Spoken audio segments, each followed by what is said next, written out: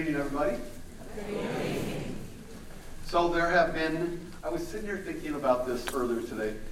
This is the classroom that I taught my very first class at the University of Washington in 1998. Right? Yeah. And I dressed just like this. But wait, actually, I'm kind of dressed up tonight, okay? Like a new shirt, all right? New tennis shoes, new shorts. This is big time for me, all right? It's big.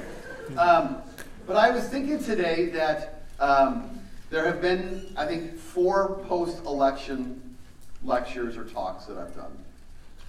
And that there was a 2008 lecture, and I believe it was in this room or next door. It was a 2012, a 2016, and now a 2019. There'll probably be one in 2020. But this is the first one I've done that's not been a presidential one. And all of the other ones felt like something was done. It was over, right? This one feels like it's just starting, or we're actually halfway through an incredible Monday Night Football game or something like that, okay? And we have an enormous amount of work ahead of us, but we also have gotten to a certain point of taking a moment to reflect and assess where we are. In some of those moments, there has been pleasure and joy in the room. And then in one of those instances, there was absolute terror and confusion and frustration and anger. That was all just me, all right? That was all just me, okay? So welcome here tonight. I want to address 2 things before I get into the lecture. First of all, you got a handout when you came in. On that's a 2-sided handout. On one side is the information about the lectures that I'll be doing in 2020, starting about 7 weeks, 8 weeks from right now. And on that lecture on that sheet of paper is information about that lecture series.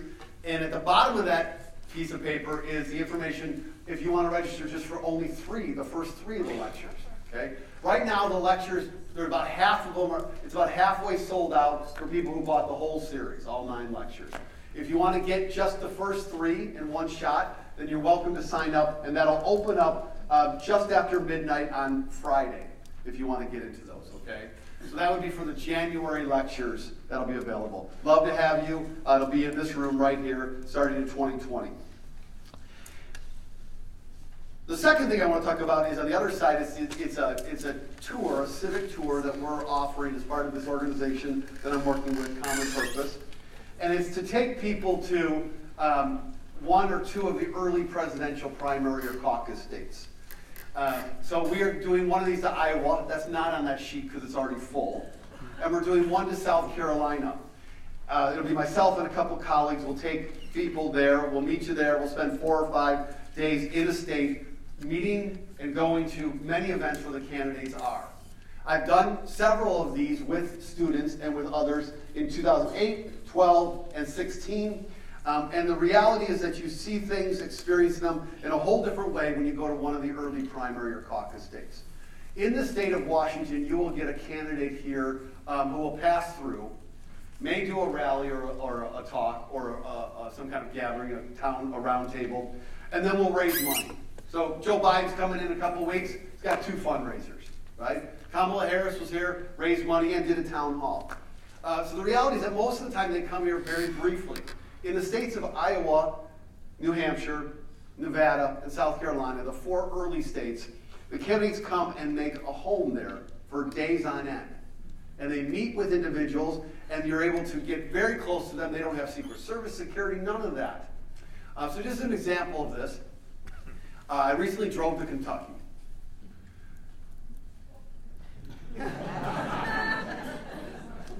Because what better thing can you do than drive to Kentucky to do a get out the vote in which your candidate wins? Right? So I drove to Kentucky, and on the way we drove through Iowa, and we stopped off at a house party for Kamala Harris. Senator Kamala Harris was doing a house party in a suburb of Des Moines, and we pulled up, and there's like 25 cars in this little rambler house, and we walked in, and it was all these locals, and they were all talking to Senator Kamala Harris. That's what happens in Iowa. By the time we get to South Carolina, the 4th of those events, it's more competitive and it's a do or die moment for all the candidates. So the reality is going to be that it's going to be extremely close in South Carolina. We'd love to have you. And the money that this costs also counts, also will be a fundraiser for the common purpose work that you're going to hear about today. So as you think about this, you get a chance to see civic world, the kind of stuff up close, but you also get a chance to support this body of work. So there'll be 2 conference calls. If you'd like to know more information about that, please come join us. At that house party in Iowa, it was literally like the size. It was in a living room that is the size of the living room I have at home, so not huge. And in the back of the room were all the national press, CNN, NBC, all these folks. And in the front of the room was Senator Harris. And in between there were 20 or 30 people. And then there were people spread into other rooms around the house. And she talked to everybody when she was done. I talked to a bunch of people in the room just to ask them about their experiences.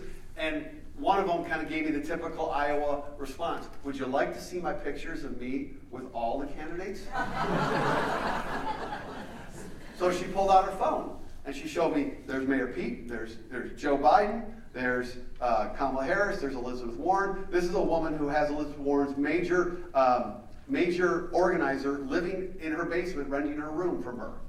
This is it. This is what we get out there. We get none of that in the state of Washington. So if you're interested, please sign up or please join one of those conference calls. Love to talk to you about it. Okay, so last thing I want to say is that some of you are joining by Facebook Live tonight, and one of my colleagues, Wole, right here in the middle, is recording that. And so I'm going to give him a little wave, because this is what you do when you have people out there, right?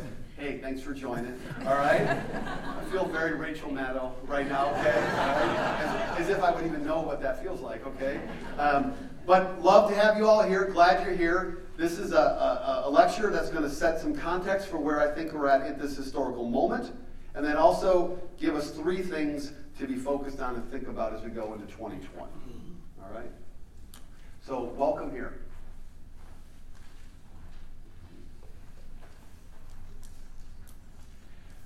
We need to start with a fun advertisement, because I love candidate launch ads. And so we're going to watch an ad from Valerie Plame. And Valerie Plame, some of you may know, some of you may have seen this ad. She's running for a congressional seat in New Mexico, and I don't intend this as an endorsement of her. She's running against some other incredible people, but I do endorse this ad, okay? I fully endorse this ad, all right?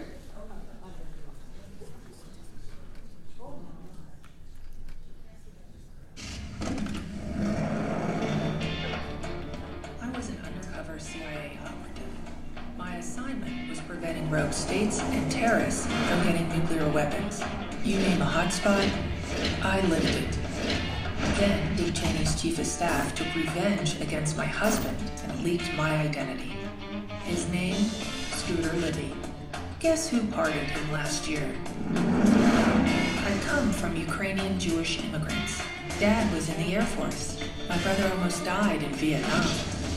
My service was cut short when my own government betrayed me. We left Washington to raise our kids in New Mexico, one of the best places on earth. Now I'm running for Congress because we're going backwards on national security, health care, and women's rights.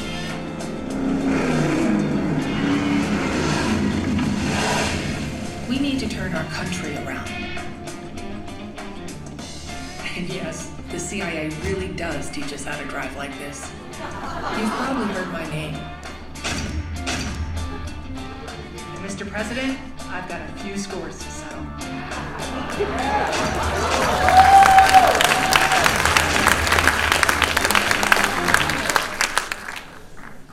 So if I ever run for office, I want to do something like that, all right? But I couldn't do anything of that that's in that ad, okay? I couldn't say any of those accurately, or certainly never drive like that.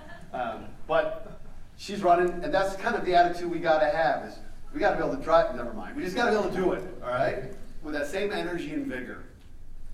So America is in crisis. It has been in crisis for a period of time now. And just to give a sense of kind of how we might start this lecture and think about it, I want to quote from a book by How Democracies Die by Levitsky and Zindblat, came out last year. And although the book's title sounds really depressing, the book itself is not that depressing. It's got some real techniques and things that we can do. And I just want to quote one part of it. Comparing our current predicament to democratic crises in other parts of the world and at other moments, it becomes clear that America is not so different from other nations. Our constitutional system, while older and more robust than any in history, is vulnerable to the same pathologies that have killed democracy elsewhere. Ultimately, then, American democracy depends on us, the citizens of the United States. No single political leader can end a democracy. No single leader can rescue one. Democracy is a shared enterprise. Its fate depends on all of us. And it always has. And there have been people that have fought for it in the past, and now it's my moment. It's our moment. As sure as it's been for others, their moments. And many have not shirked that responsibility. It's ours today. And to quote Maryland Representative Elijah Cummings, who was born, I think, to a sharecropper's son. So I think he's a grandson of a sharecropper. Or he might have been a son. I just generally just don't know. I'm not positive on that. But passed away in February 2019, an absolute giant in the Congress. In February 2000, no, what did I say? I meant to say, was it October? Yeah. Good. I'm just checking you. Just checking you, okay? Just checking you. October. No, what he said, I got it. What I'm going to quote you is something he said in February, all right? Yeah, all right. He passed away in October. I might have misspoke on that, but he said this in February, all right? When we're dancing with the angels, the question will be asked in 2019, what did we do to make sure we kept our democracy intact? Did we stand on the sidelines and say nothing? Did we play games? And there are moments in Seattle when I look at vote turnout and I look at the level of engagement of an extremely affluent, highly educated city, and I think that it's just all a game. People are just playing games. This is what it is. As long as it doesn't affect them, me, you, then we just say, it's not my thing. That can't be. Here's a question from the Gallup polling firm, nonpartisan polling firm. Asked this question back in July. Please say whether these things make you proud of this country or not. And here's the items that they offered. And they asked people on each of these, do they think that these elements of America make them proud? And so the percent of people saying that these things make them proud of the United States, this is from 0 to 100%. Okay? I'm going to show you the first, from the bottom up, I'm going to show you the first 6. Okay? It's the percent of the American public says that they think these things make them proud. Science, military, culture and arts, economic achievements, sporting achievements. This was right after the Women's World Cup soccer, right? U.S. diversity.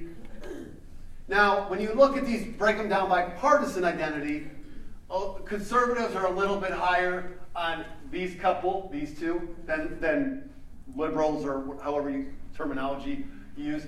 And liberals are a little bit higher on diversity and culture and arts, and liberals and conservatives look pretty identical on sports and economics. But they're all pretty similar. The gaps are not large. By and large, these are consensus, proud of America items that people agree upon in this country. So then we've got one more item, the U.S. political system. And the percent of the public that says they're proud of that is that. It's just about 30%. And that's just about the same for liberals or conservatives too.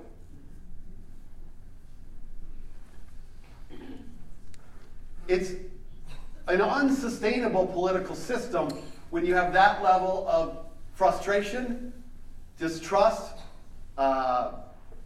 disagreement with, dislike, whatever. It's not a sustainable situation. It opens itself up to people to talk about a rigged system, a system that only works for certain people, a system that maybe could be easily hacked, no problem. All of these things undermine the ability for us to believe in that system. It opens it up when you have that level of belief in the kind of the quality of it, the pride in it. It opens us up to risk, and that's what has happened. In a vulnerable situation, we have suffered the presidency of Donald Trump, and we may suffer it again.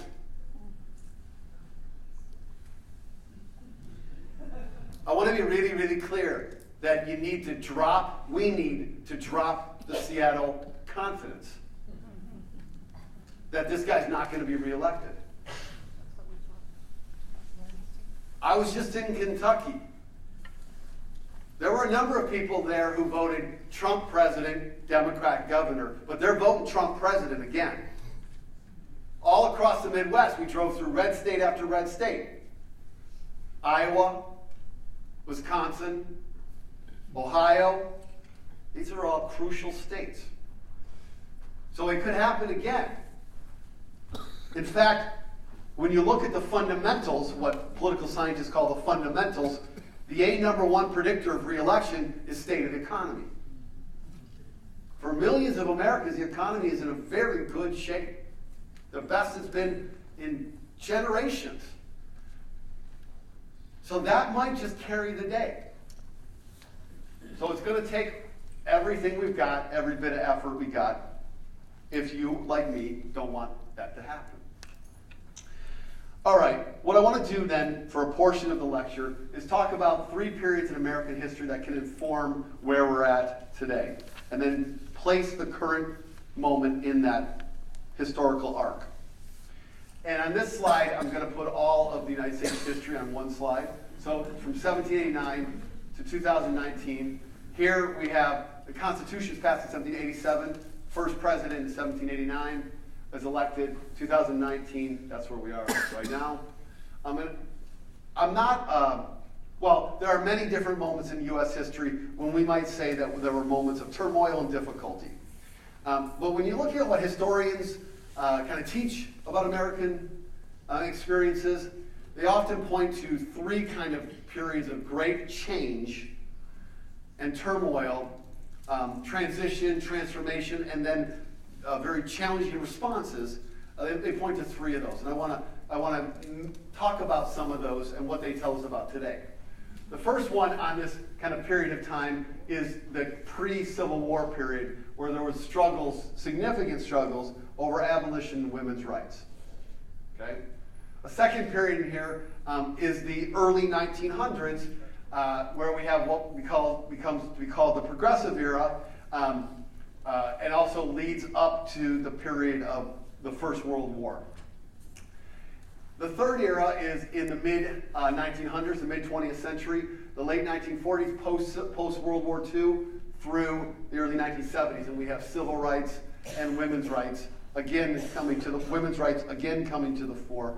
And then I want to suggest that we're in one right now that roughly started in the mid-2000s, that is really about pluralizing leadership in this country, diversifying leadership, and same-sex rights.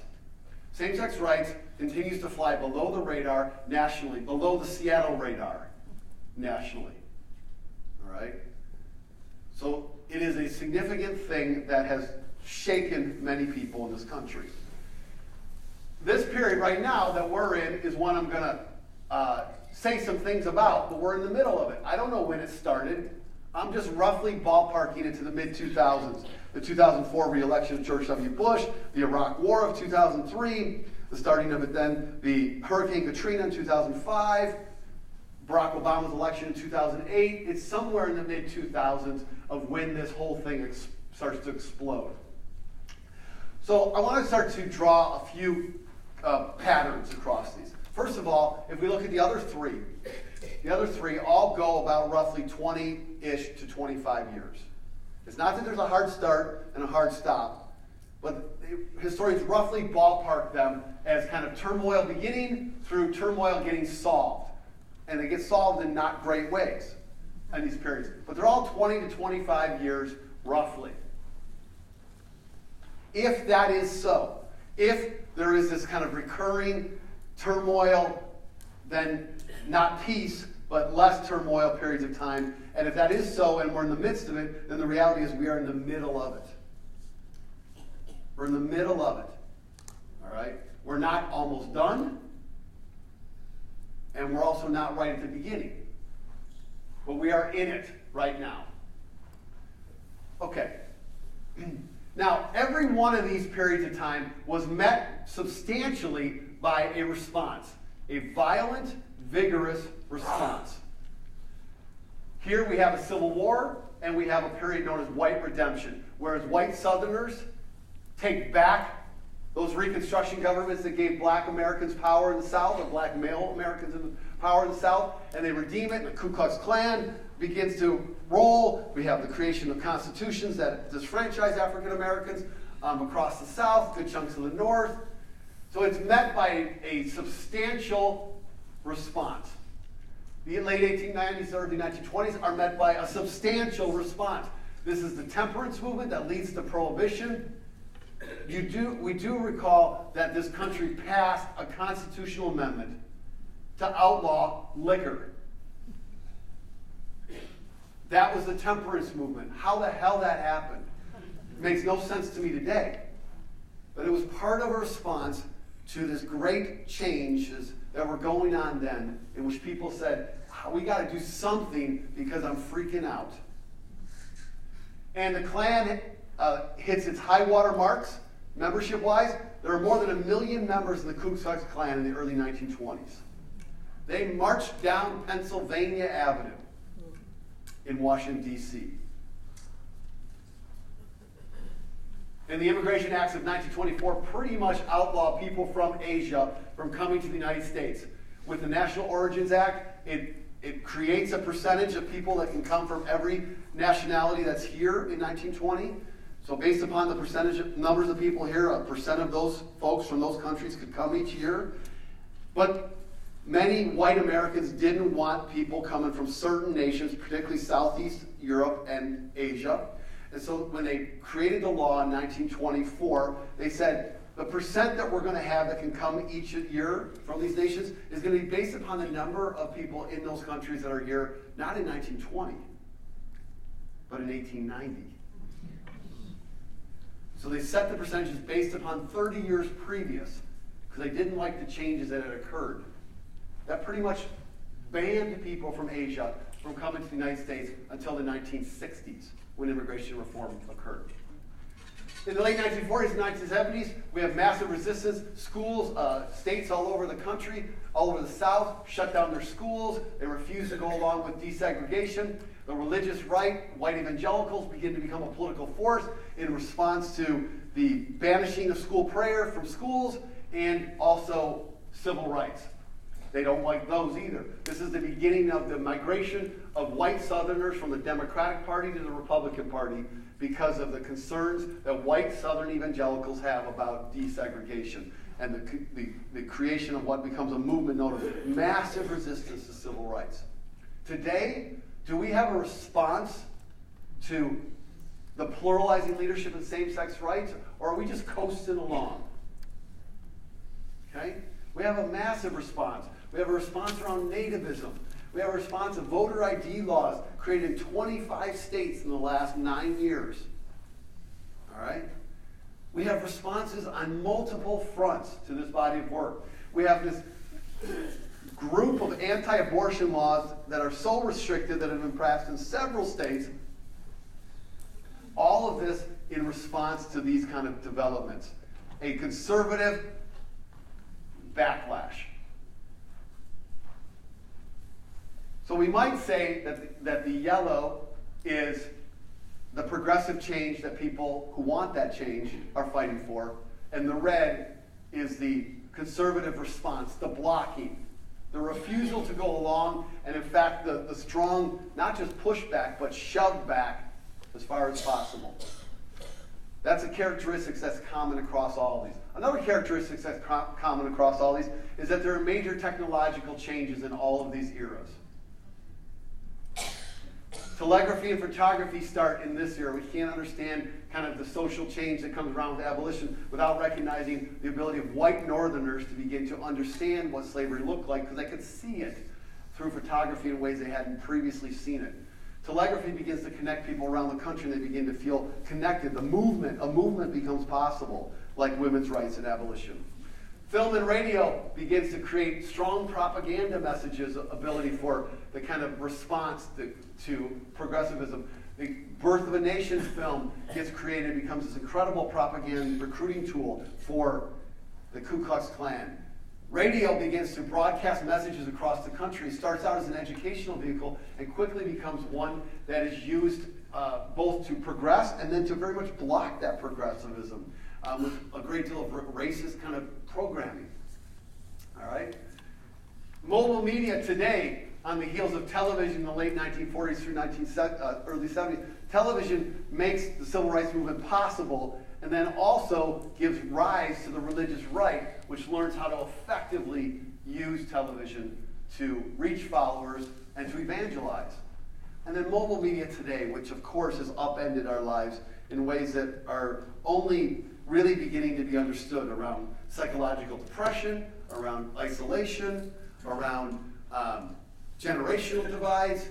So we're in the midst of this great kind of technological challenges. All of these things create turmoil. There are a body of folks who have worked for generations who begin to make progress, concrete progress. They are met by a massive response, and technology is both furthering and hindering the entire experience being used. We would not have Donald Trump as president, I am quite certain, without Twitter. We would not. He has dominated the entire news cycle from the moment he came down the escalator in New York.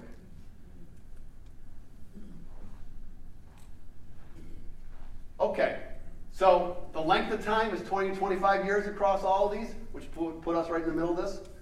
There's progressive change, definitely progressive change, that we've had and have gotten us some steps, not as far as we want, but some. Then there are these huge responses. We're in the midst of these huge responses right now, and we have technology that creates an upheaval to us all. So this all looks fairly periodically familiar. The challenge for us is we're living in the middle of it. It's great turmoil for us. So last little bit I want to talk about with these eras is that there's also something else that is defining about these eras as well. So we can look at the United States Constitution, and we can see that in moments of great turmoil and change, that there is the possibility for national leadership to figure out ways to bring us forward. Doesn't mean they get along, but they're able to function. One way to look at this is through U.S. constitutional amendments. We have a Constitution of the United States which can be amended.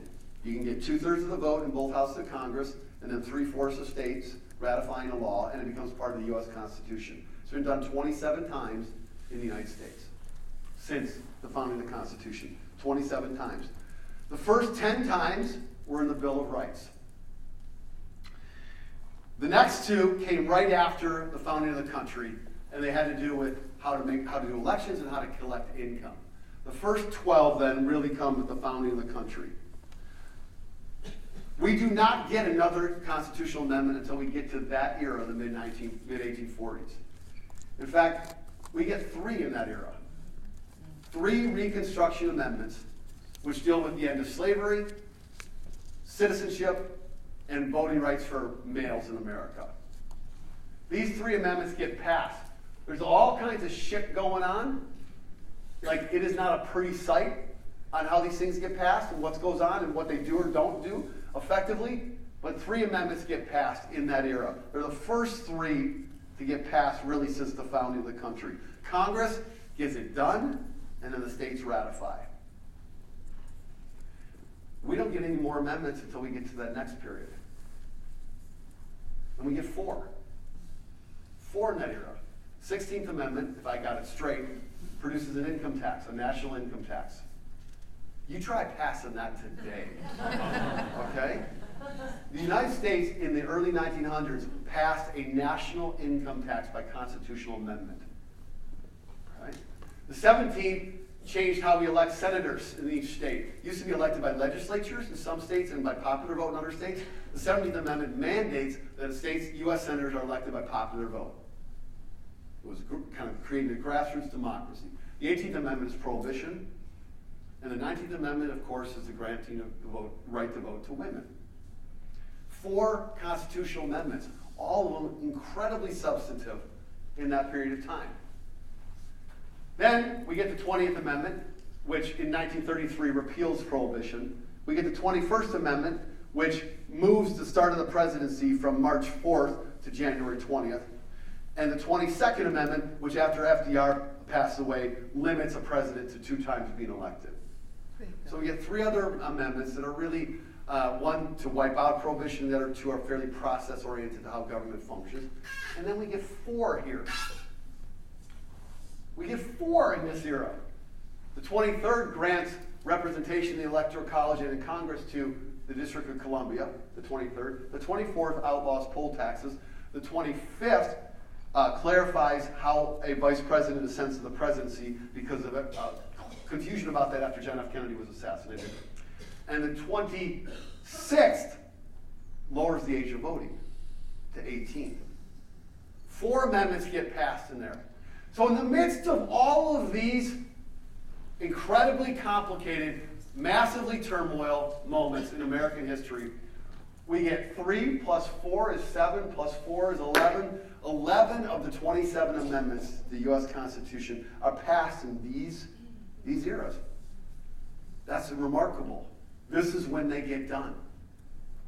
They get done. There's one more amendment, the 27th, which was passed about 100 years ago and finally ratified in 1992, which simply says that members of Congress cannot pass a pay raise and then get that pay raise in the same Congress. Okay? So you know there's no corruption in Congress at all, okay, because that got passed. So what about today? How does our Congress work today? This is where we diverge. In all those previous periods of time, you had a pattern you could predict. Progressive social change being fought for, met by massive resistance by people that didn't support it. Technology blowing everything up. And then some national leadership being able to find some common ground, not making anybody or everybody happy, but getting some stuff done that moved our country forward. Well, today, there are a whole host of reasons why Congress doesn't work. A bunch. I mean, gerrymandering is a big one. There are several others that can do it. But for the sake of this lecture, and because it's my lecture, I'm going to reduce it to one reason. One very clear reason why Congress doesn't work today. Okay?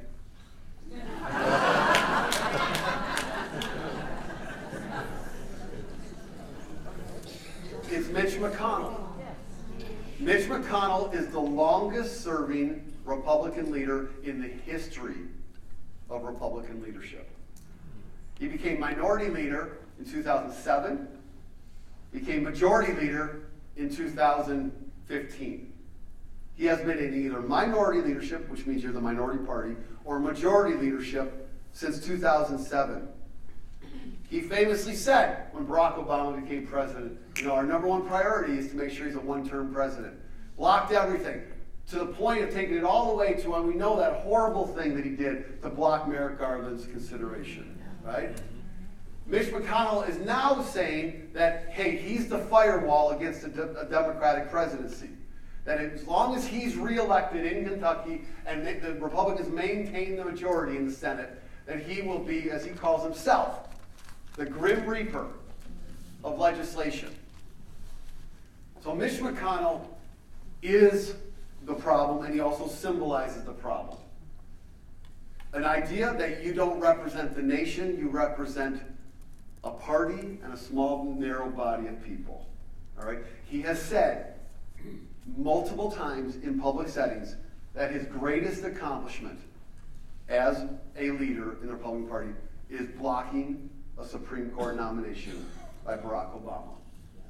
Okay?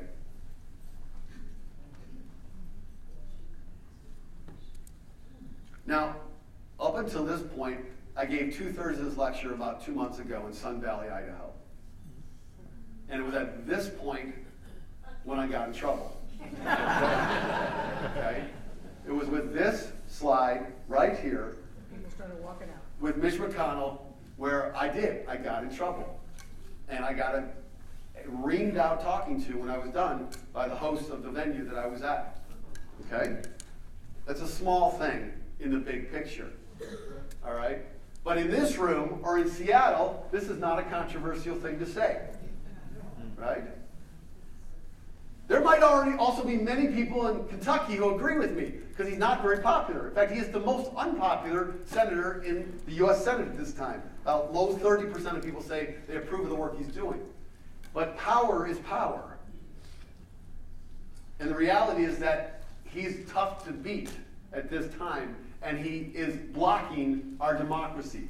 So either we're going to beat Mitch MCConnell personally in Kentucky with another candidate, or we're going to beat Mitch MCConnell by winning the Senate other ways. But it is as important as the presidency is in 2020, okay? It is as important as anything that you might invest in if you really want this society to get its legs under it again, is to get control of the Senate away from Mitch MCConnell. All right?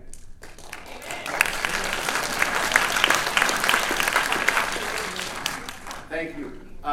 Maria and Larcy checked me on this. They didn't respond that way in Idaho, right? No. And they were with me for the most part, but that was a bridge too far. They just said it was unfair that I was being partisan. And I would say, no, I was we'll just talk about that later. I said I was being pro-democracy, right? I want someone that's going to at least bring a bill to the floor. Vote it down if you want. Fine. But bring it to the floor. All right? All right. So that's where we are, historically. Not a happy place. It's a tough place. But certainly people have come before me and many of us and have done the work that they need to do to get us to a better place. Not a perfect place, but a better place. So the title of this lecture, or the subtitle, is the Something We Can Do. And the Something We Can Do phrase, the Something We Can Do, comes from a quote that I don't know if it originated with her, but it's best associated with Helen Keller. And when I graduated with my PhD in 2000, no, not, that, I wish it was like in 2000, no, it was 1996, okay? In 1996. My advisor, incredible human being, Hazel Dickin Garcia, gave me this quote, framed it, and then I put it on my shelf at my office at school, and I've given it subsequently to a number of students, and now I have it on my shelf at home. And the quote is this: I am only one, I cannot do everything, but still I am one. I can do something. I will not refuse to do the something I can do. Okay? That's what it is for us today. I don't know what the something is you can do, but let's not refuse to do it. And part of my goal at this point in my life is to make it as easy as possible for you to do certain somethings that can make a difference either locally in Washington politics or nationally. I want to make it as easy as possible for you and me to do things. Okay? So a couple colleagues and I created an organization called Common Purpose. I've talked about this at different points in time. Some of you in the room are part of this organization and volunteers. Got some incredible staff colleagues up here that are part of this in a full-time way. And I just want to devote 2 slides to kind of explaining the philosophy that undergirds this work. Basically what we do is we try to create opportunities for people to go out and volunteer on behalf of candidates. They can either do it physically by knocking on doors, making phone calls from their home, texting, letter writing. And that may sound really uncomfortable or not desirable for you, and I totally understand that. And I'm here to say that it doesn't really matter, because if you want to save democracy, this is the time. And just like people didn't want to enlist in the Army or in the Navy, this day after Veterans Day, when we stand in such appreciation for our veterans, there is something we can do. And whether it's in our comfort zone or not isn't really a question. The question is, what are we willing to do? And we want to make it as easy as possible for you to do something like the messy, essential work of democracy by volunteering. That's what it takes. I know no other way to turn this ship around. And if I did, I'd be doing that. So what do we do? We're going to show you I'm going to show you three circles that undergirds what we do. First of all, we start with a certain mindset. We believe democracy should be just and inclusive. This is just a sentence, but it actually is, like everything. This idea that democracy should be just and inclusive. It isn't. It isn't in the United States, and we need to work to make it so. And that's part two. We have a responsibility to make it so by action. Not by thought, not by ideas, not by hope, not by wishing, but by action.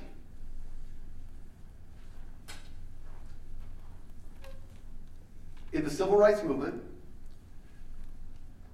in the midst of many conversations that the younger leaders would have, John Lewis was famous at the end of the conversations for saying, I don't know about all of you, but I am going to march.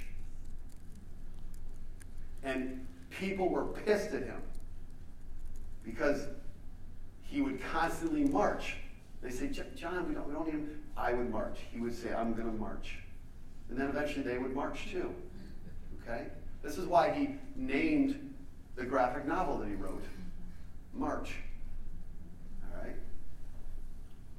There's this famous moment when he's in a room with another young leader from Mississippi, a white guy who's a chaplain, and the chaplain says to him, do you know that you're sinning by not listening to the group, by marching? And John Lewis, who's a devout believer, said then, I may be a sinner, but I know this. I'm going to march. Okay? All right? So we're going to act. Maybe it is marching, but it also can be many other strategic forms of action. We're going to act. We have what we call in Common Purpose a bias towards action. Not perfection, but a bias towards action. Okay, with that mindset, we then have what we call our mojo. There's an M motif here, okay? Mojo. This is what makes us us. This is what it is that is us. We do work together in community and in teams. We do not do this alone. You cannot do it alone. You will despair. You will tire. You will quit. You will also make more mistakes than if you do them in teams and in community. So we do it in community and in teams. We have teams that go around the country. We have teams that work locally. We get to know each other. We have many people who come to us and say, I really don't want to get to know each other. I just want to do some work. And we say, great, there's lots of organizations that do this work, but if you're going to be with us, we're going to get to know each other. We are. And then many of them stay, because it is those people that keep them. We have a phrase, people come for the work, stay for the people. And we prioritize and amplify next generation leadership in doing this. I'm not interested at this point in my life of replicating me. I'm not. I'm glad to be in it. I'm honored to be in it. But the reality is that our America is really getting more diverse. And it is essential that we take intentional steps to amplify the next body of folks to do this work. That's our mojo. This is who we are. If you're interested in any of this stuff, we got a plan for you. Okay? We got an approach for you. We're going to make it as easy as Apple makes buying and using a phone. All right? That's our goal. And then with that mindset and with that kind of sensibility or mojo, this is what we do. We mobilize. We register and catalyze voters in key states, and we follow the lead of partner orgs in states in doing this work. We don't have the magic approach. We connect with organizations across the country in the key states we want to work, or with local organizations here in Washington who we work with, and we say to them, hey, we respect the values, the work that you're doing. It looks like you're already registering voters or getting out the vote, mobilizing voters. Would you be open to us coming and supporting your work? And they say, absolutely, if you come and do it our way. Don't bring this idea that you're coming from Seattle. You know, like they don't want us showing up and saying, hey, you know, have you heard of Amazon? Okay. Microsoft, REI. We have pot's legal in our state. You know, that's not what they're interested in. Okay? They want us to come and do the work that they want us to do. And here's the reality. There's lots of incredible organizations out there. There's lots of them. We're not needing to reinvent the wheel. What we do offer are people.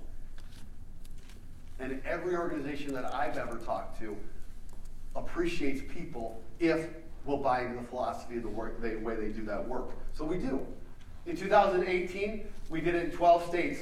In 2020, we'll be doing it in 15 states. And then the circle just completes and continues around. The mindset gets fueled by this work. This is one of the great things that psychologists know that I've learned, which is that action is powerful in shaping attitudes. As a scholar, as someone who does research, I have spent a long time arguing that attitudes shape behaviors. That is true.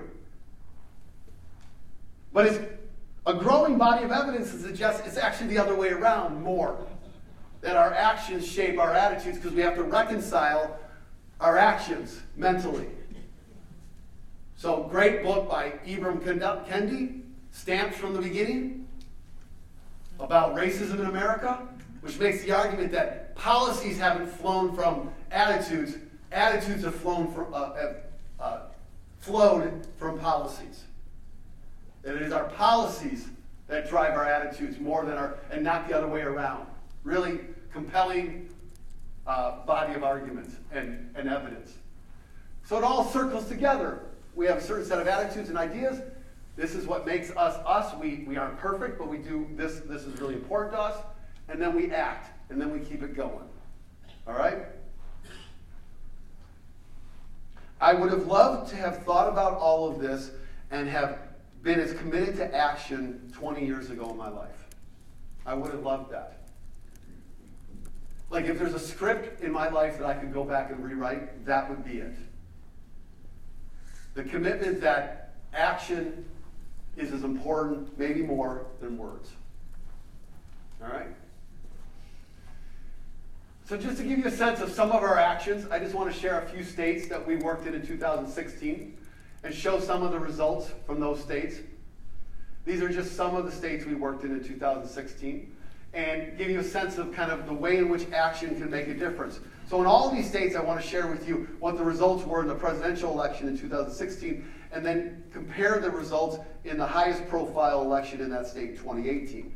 It's not the same elections. It's not president to president. We're going to get that comparison coming up here. But we can do it next best. In 2016, Donald Trump won Arizona by 91,000 votes. In 2018, entirely because of our work, no, that's not true, okay?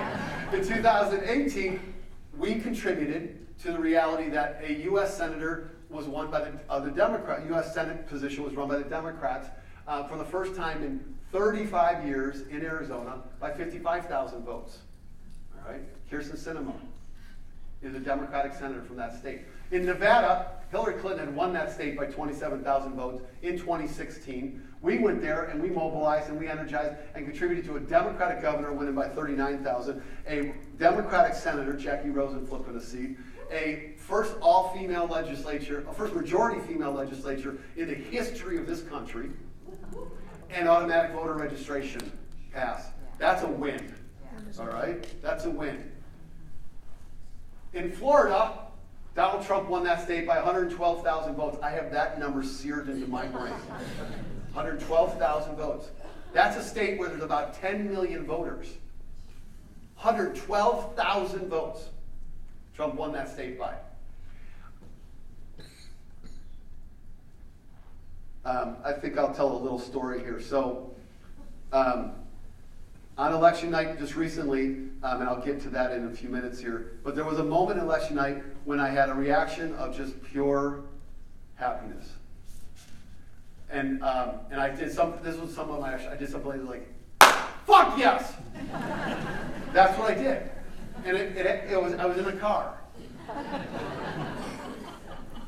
Hopefully not driving. And I remembered when I did it, around politics, not sports, but I remember when I did it last around politics. And it was early on election night in 2016 when the early vote came in Florida. And Hillary Clinton had a huge lead. And I thought, it's going. Yes, it's happening. And I haven't felt that since. Okay? So Florida, Trump wins it in 2016.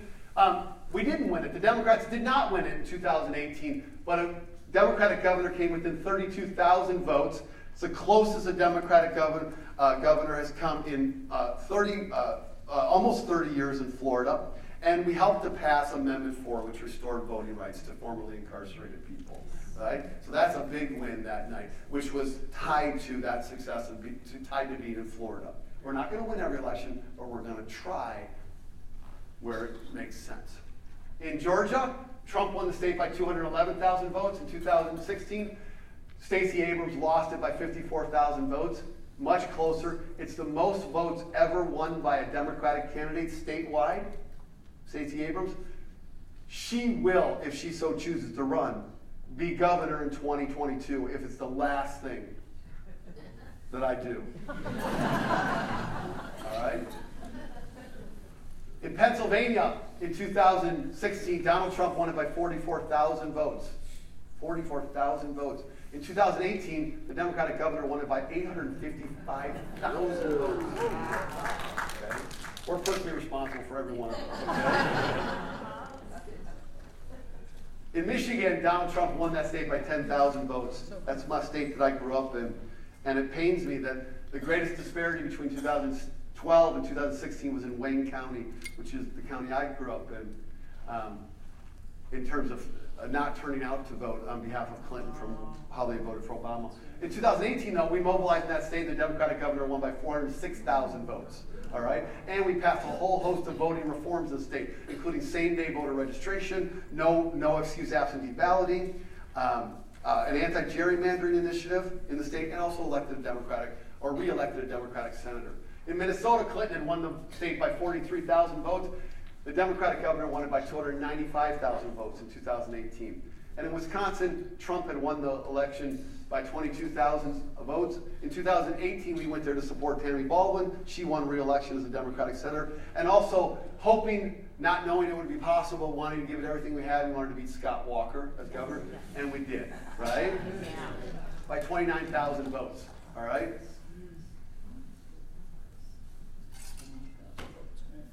So politics doesn't always work the way you want it to work. We know that for sure. But there is a guarantee in politics that it won't work the way you want it to work if you don't try. So there's no guarantee it will go the way we want, but there is a guarantee it won't go the way you want unless you try.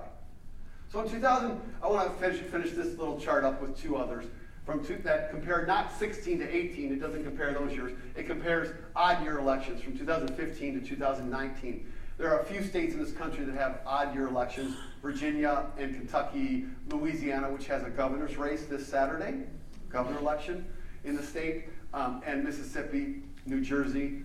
But I want to compare 2015 to 2019 in two states that we mobilized substantially in for common purpose. We had 70-ish plus volunteers who went to Virginia under the leadership of a couple colleagues over here in two different teams around from here. Went there, spent 4 or 5 days getting out the vote there in Virginia. And in 2015, the state House and Senate were held by the Republicans in 2015. It was a 66 to 36 advantage in the state House by Republicans. 30-seat advantage. As of Tuesday night, it's a Democratic House and Senate, all right? All right.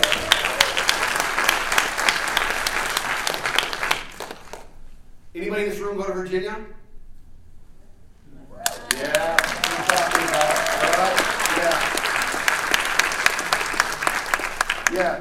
You know, someone wrote an interesting piece, I don't know who wrote it, but why don't we do this kind of thing where we go out of our way to praise people who do civic work constantly? Why don't you get a better discount on your auto insurance, for example, right?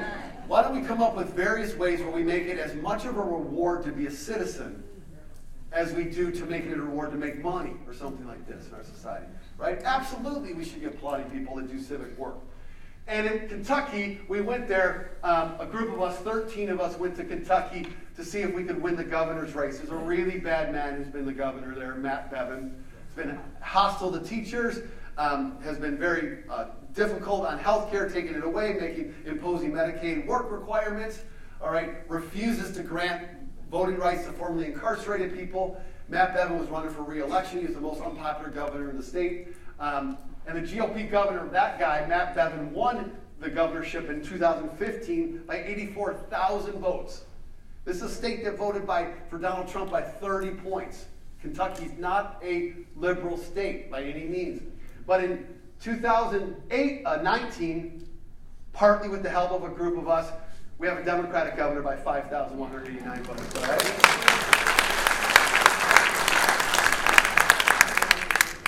And I know there's at least one in the room. Anybody who went to Kentucky to do some work there? Got one. There you go. Yeah.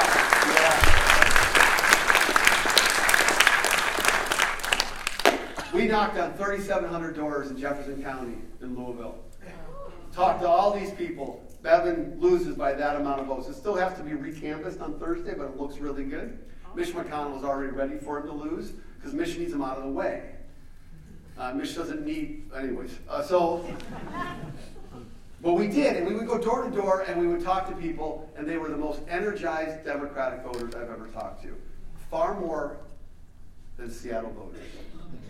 Because their existence, their careers, their futures are on the line. They are feeling it in a way that is real. All right?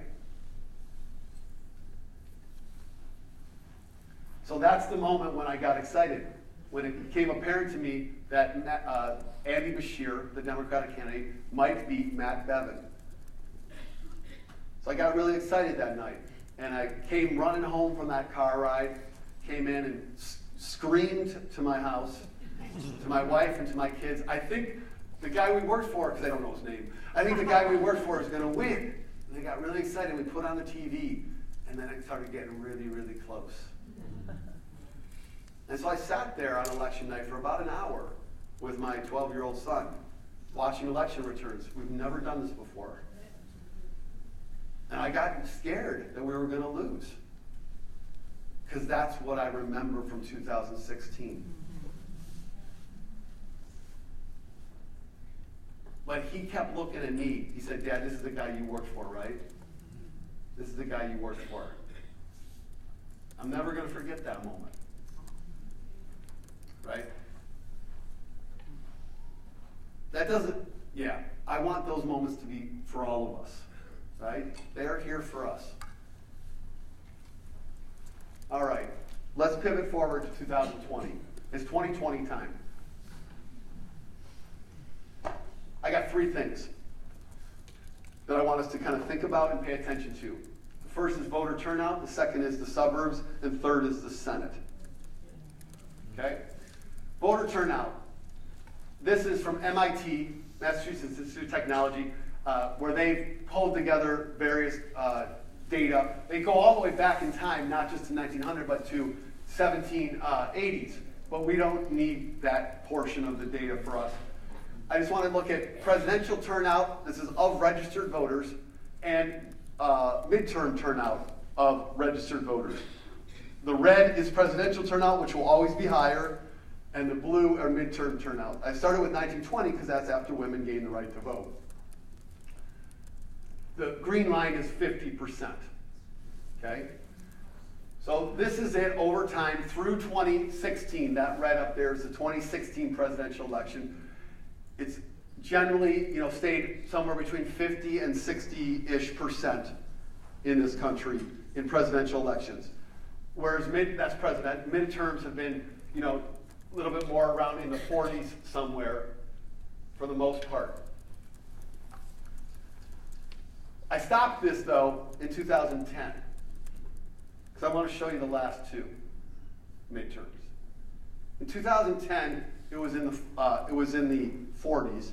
In 2014, the next midterm election, the percent that turned out was 34% of the American public. This is the election that gave the Republicans majority control of the U.S. Senate, right? Democrats, one of the many flaws of the Democratic Party is this constant focus on the presidency, all right? The presidency is important, but there's this phrase that Democrats like to fall in love with a candidate. They're looking for a fallen in love candidate, always at the presidential level, okay? We need to be doing the work on a daily basis at all the levels. 34% of the public turns out Democrats lose control of the Senate. They lose the ability to shape the Supreme Court when the opening happens. When Donald Trump gets elected, he appoints 2 U.S. Supreme Court justices, and then Mitch McConnell approves because it is the single best thing the Senate does, single most efficient thing the Senate does right now is to approve federal judges. All right? But in 2018, this is the turnout. All right. 50%, highest that we've had in over a century. And this produces successes for the Democrats. This is what it looks like. There's one last lesson, as 538.com, Nathaniel Rakich, who I think is our political editor, says. There's one last lesson that the 2019 results suggest about 2020. Turnout is likely to be through the roof. In Kentucky, we estimate that 43% of the voting eligible population cast a ballot for governor.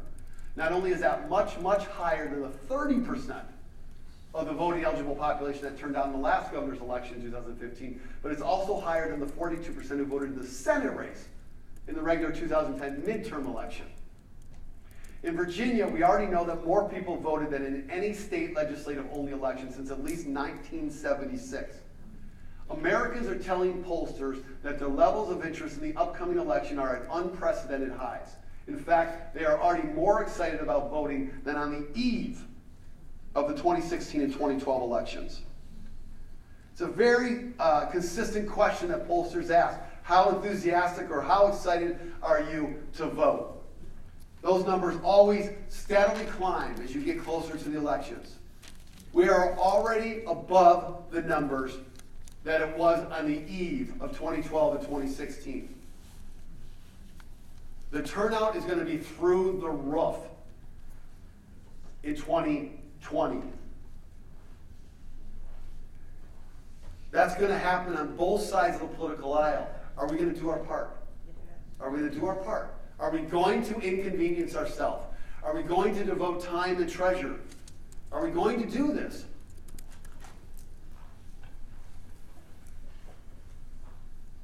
Second, the suburbs.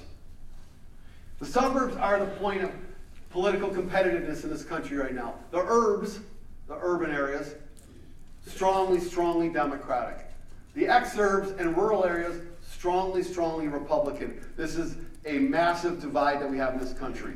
The suburbs are the places that those come the middle ground, and it is the competitive space. It's where Democrats have been making gains lately. All right? This is from Richard Florida in City Lab, a great online source, does some really great kind of detailed research, investigative pieces, who writes about Suburbia today. There are 2 key demographic trends that are acting to reshape Suburbia today. The first is the suburbanization of immigration. This is a reversal of the early 20th century pattern where immigrants packed themselves into inner city neighborhoods, like my own grandparents who resided in the Italian district of Newark, New Jersey. Today, immigration is increasingly suburban. As of 2010, more than half of all immigrants, 51%, resided in the suburbs. Today's suburban immigrants are also more highly educated than those of the past. One reason they choose suburbs is for access to their schools. And these immigrants come from many nations and cultures. So that's one trend. The second trend is the racial and ethnic transformation of suburbia. Between 1970 and 2000, the share of African Americans living in suburban Atlanta increased from 27% to 78%, while in greater Washington, D.C., it rose from 25% in 1970 to 82%. Those trends have continued to accelerate. There are two parts to this African American suburbanization. On the one hand, it is the result of low-income African Americans being pushed out of gentrifying parts of cities. That's a reality and not a good one. And on the other, it involves the black middle class choosing to move to more upscale suburbs. Taken together, they add up to considerable shift. But it is not just African Americans who are headed to the suburbs. Other minority groups are too. Last bit. Demographer William Frey of the Brookings Institution has documented the dramatic growth of what he calls melting pot suburbs, where minorities constitute 35% or more of the population. Such melting pot suburbs now are the case for 36 of the 100 largest U.S. metropolitan areas, with Latinos and African Americans the largest groups in 34 of the 36. As a result, today's suburbs no longer look much like the lily white places portrayed on 1950s and 1960s TV sitcoms. Whites comprise less than 10% of growth of the suburban population in America's 100 largest metros between the years 2000 and 2010.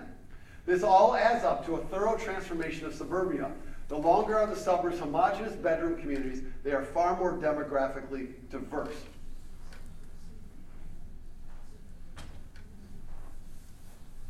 As they get more diverse, and as Donald Trump turns away highly educated voters, this becomes the ground in which Democrats are making progress and success. Okay? So, just to give you a sense of how this matters, I want to show you the states, I think there's 10, I can't remember, we'll see, in which there is a metro area or two or three in that state that in the population in that metro area or metro areas that comprise 2/3 or more of all of the state or district votes in that region.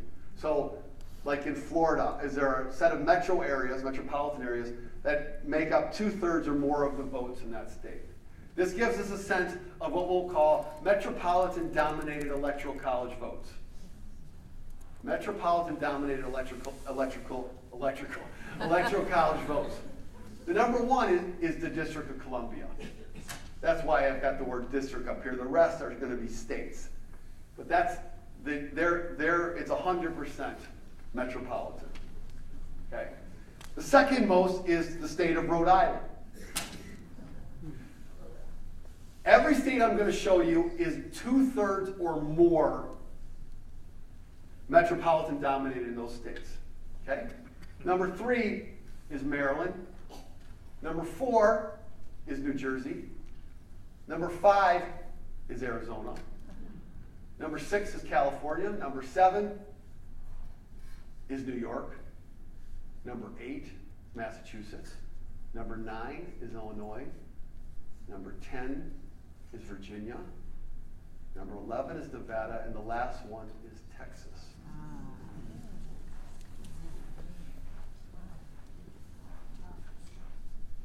So I'm going to give you 1 minute to take this in, to chat to somebody next to you about what you notice on this. Go ahead, 1 minute. Go ahead, please. Talk to somebody next to you. What do you notice?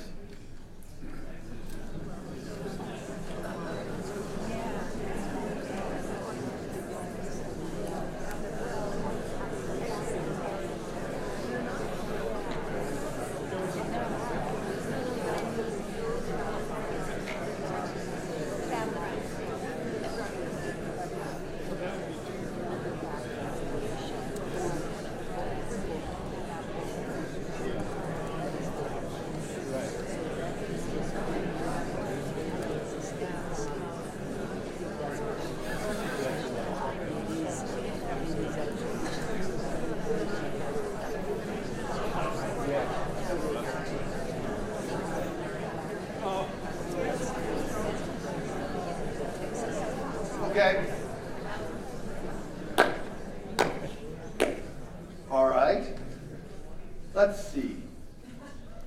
How many of you noticed that there's a lot in the east? Okay, because there's just a lot more people that live over there, right? Over there.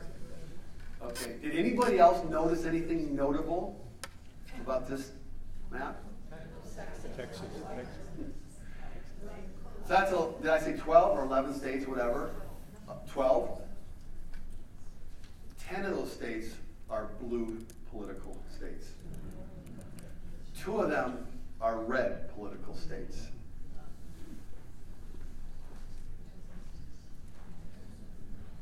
This is why Arizona and Texas are becoming more blue politically. Highly educated, diverse people are moving into cities in these states. Phoenix is something like 85% of the state or something. Maricopa County, it's enormous.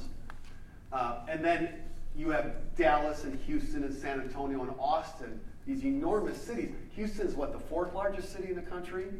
Dallas is something like the 7th. These are huge. And those suburbs are where Democrats are making all these inroads in the state.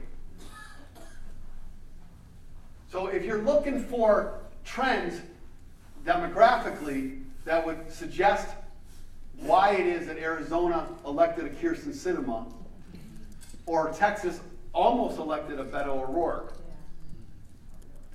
or if you're looking for a state to participate in 2020 when there's another Senate race there and another Senate race here, well, those are good bets.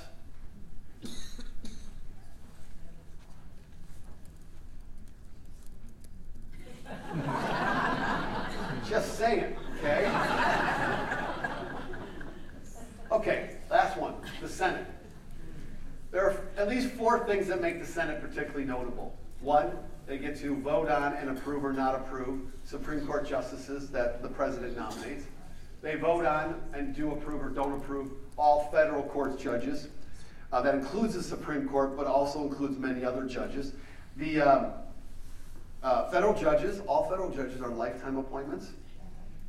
Lifetime appointments. And Donald Trump has appointed 1/4 of all federal judges. 1/4. Okay? In his 3.5 years, he's appointed 1/4.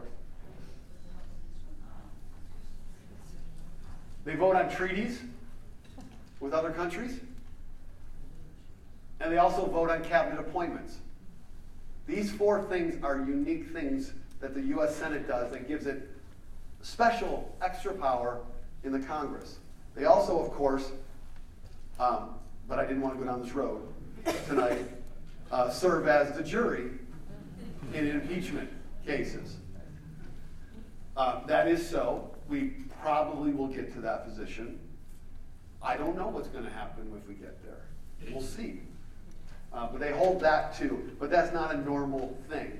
These other activities are pretty regular activities that the U.S. Senate endeavors in. This is the common purpose map for 2020. The blue states are the states that we're focusing on. The numbers that are attached to every state are the number of electoral college votes in those states. So just imagine if this went blue. There's no chance the Republicans, game's over. Okay? Or Florida. So these are the states that we're focusing on in 2020. Now, how do we arrive at our choices of states? We really think hard and long about what states are the most competitive and what states mean the most for the U.S. Senate races, what states also offer potential progress on voting reforms, and what states are important presidential states. Right, so here's our states, 15 of them. We're going to have teams that go to all of these states in 2020. We already had teams this year go to Virginia and Kentucky and North Carolina. All right. Now, of all of these states, every circled state has a U.S. Senate race in it. The red are states in which the Republican is the person who's running for re-election, and the yellow is the state where there's a Democrat running for re-election. Right now, the Republicans hold a majority in the U.S. Senate by 3 seats. If the Democrats are going to gain control of the U.S. Senate, they're going to need to win probably at least 4 seats. Because Doug Jones will face a very difficult re-election campaign in Alabama.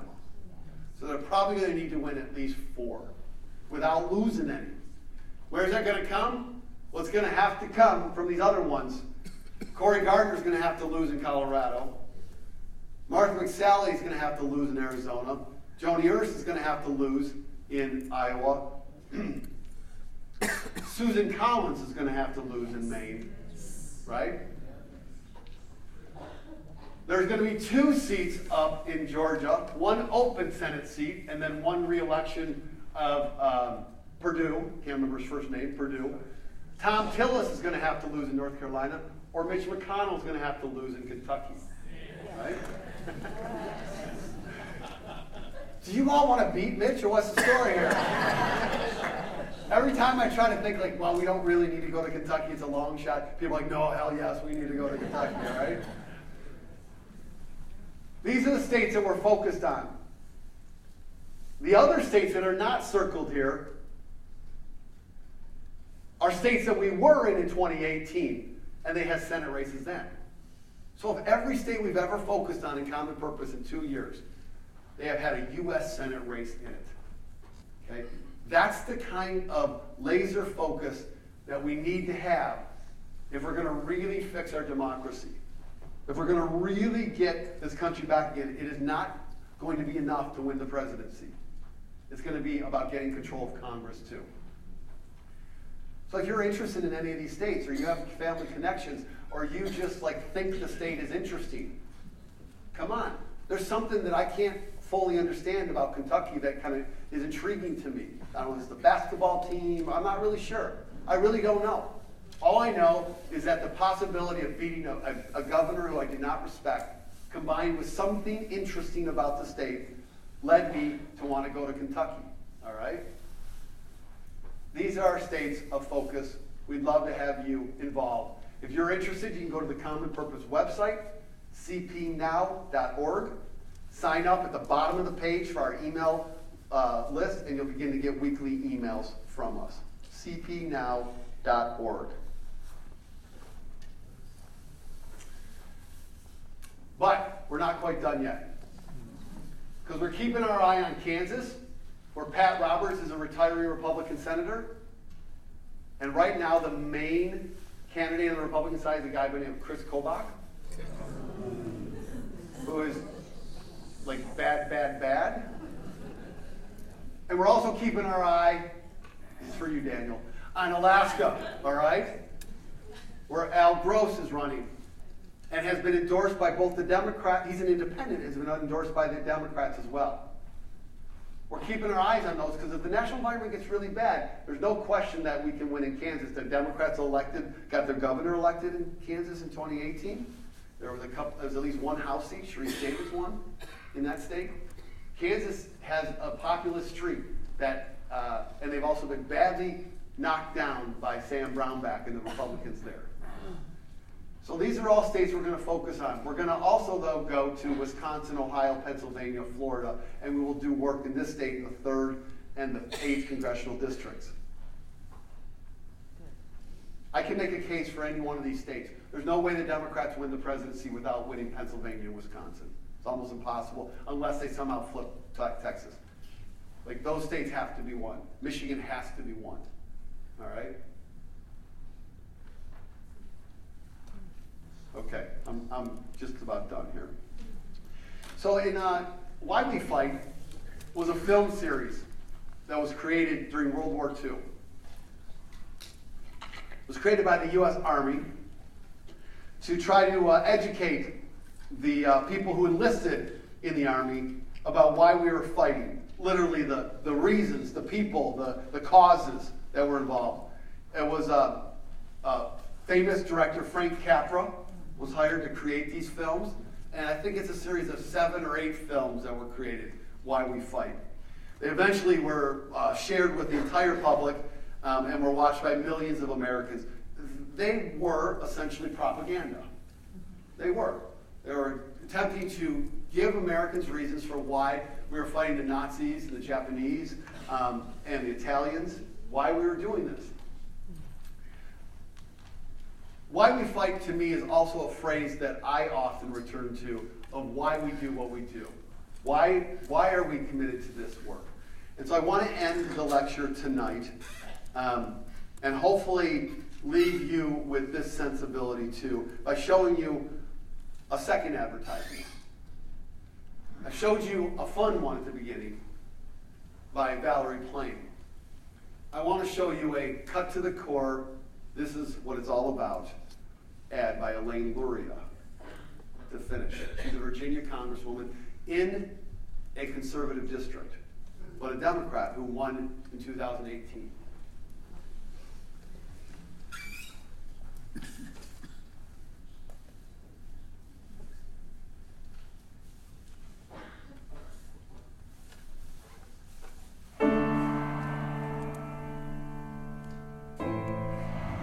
I do solemnly swear that I will support and defend the Constitution of the United States against all enemies, foreign and domestic. I took that oath the first time when I was 17 years old and went to the Naval Academy, and took it again upon every promotion during my 20-year Navy career, and most recently now serving in Congress representing my district. That I will bear true faith and allegiance to the same. That I take this obligation freely, without any mental reservation or purpose of evasion. And that I will well and faithfully discharge the duties of the office on which I am about to enter. So help me God. It is making people sit up and take notice tonight that Elaine Luria has now joined 6 of her fellow freshman Democrats to call those actions, quote, an impeachable offense. God help me. Devastating news today for the Trump administration. Critical new evidence tying President Trump to possible abuse of power. So I am about to enter the office on which the duties of discharge I will well and faithfully take. They should investigate the Biden. The president pushed 8 times for an investigation into Joe Biden. So you did ask Ukraine to look into Joe Biden? Of course I did. This obligation freely, without any mental reservation or purpose of evasion. And that I bear. It is very clearly an impeachable offense to me that the president enlisted the help of a foreign leader to conduct an investigation to malign his political opponent. True faith and allegiance to the same enemies, foreign and domestic. That I will support and defend the Constitution of the United States against all that. I didn't come to Washington to impeach the president, but I also didn't spend 20 years in the Navy to allow our Constitution to be trampled on. I will swear solemnly. And people might say, well, why would you do that? You might not get reelected. I don't care because I did the right thing. I do.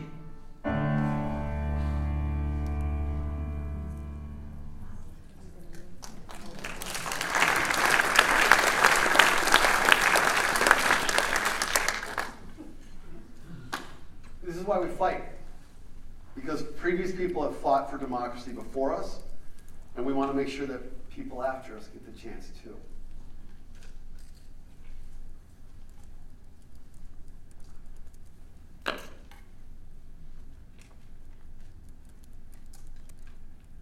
I need you.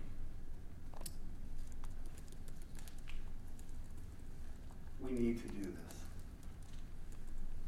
I need you to feel it all the way down to your toes, with the conviction that you're willing to do something you've never done before.